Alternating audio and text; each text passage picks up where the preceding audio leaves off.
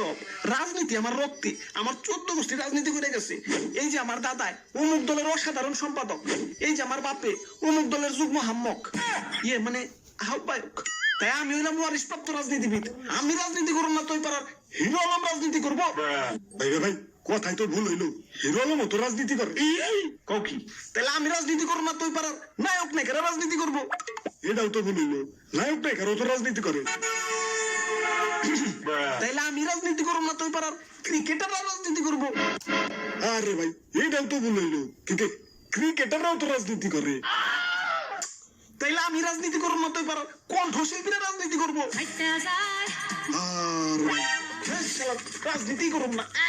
ভাবছিলাম রাজনীতিতে এসে বাপ দাদার ওয়ারিশ পাবো, তা না, সেলিব্রিটিরা এসে ওয়ারিশে বাবার ঢুকিয়ে দিছে। তা রাজনীতি করবো না। ওরা বাপ, ওরে এত